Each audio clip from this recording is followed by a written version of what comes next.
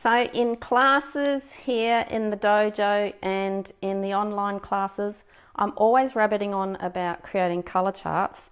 I thought I'd show to you, give you proof that I actually do colour charts myself whenever I buy new paints or new mediums.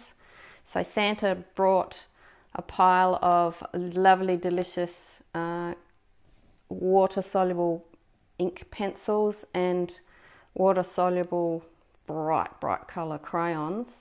So these are things I've been coveting for a while, and I saved up my pennies. And so this is the process that I'm always showing people. I talk about it as well in my book, Zen and the Art of Art Foundations, is that there's a chapter called Charting Course where I talk about the colour chart and why you would create one, and there's very strong reasons why, and also how to go about it.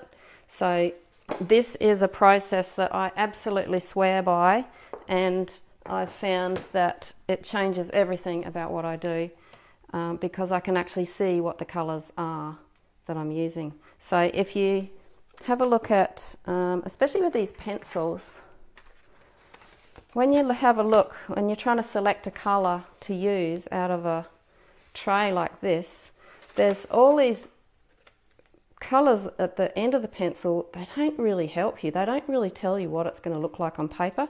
And even if you look at the tips of the pencils, that's absolutely no help whatsoever either. When you're looking at that, you're going, I have no idea what that's going to turn out like on paper.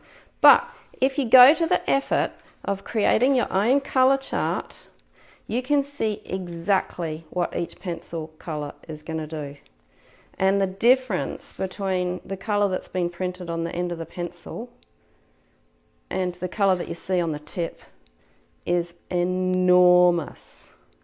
And for me, I just absolutely cannot live without having colour charts so that I can intelligently pick up a colour that and know what it's going to look like when it comes out on paper. So I'm just going to show you what I'm doing with these water-soluble crayons as well, and show you my actual process that I'm using here.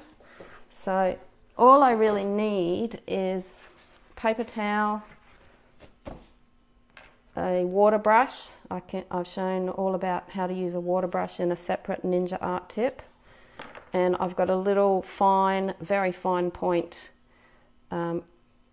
waterproof permanent marker. So I've gone through and written all the numbers, the colour number and the title of each of the colours straight off the crayon in here. So I worked out beforehand that I was going to do a little I did a few tests and worked out what I was going to do for the shape on my colour chart that would show me the most information. And that's the sort of style that I decided on, to go quite a strong dark triangle here, a halfway along line there, and then a nice strong dark triangle here. And then I can see what happens when I start adding water.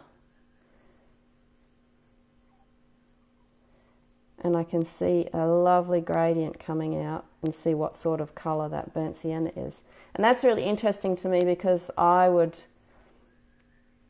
that's a burnt sienna that I see often in some brands, and it's not really the burnt sienna that I would choose to pick up. Probably this colour might be closer to it. Let's have a look and see what it turns out like. You just can't tell until you've seen what it looks like when it comes out with the dilution. See, for me, that is a burnt sienna that I would love to use. A really nice golden brown version of it. So you can see very clearly what the colour's going to look like in the end. And so I've only got, this has been quite a marathon. So after doing all of those other ones, which has taken quite a long time, quite a few sittings, but it's so worth it, because now I can just look at those little charts and grab the crayons straight away and know exactly the colour that I'm going to get. So I thoroughly recommend it. Doesn't matter how much work it is, it's worth doing. Thanks for watching.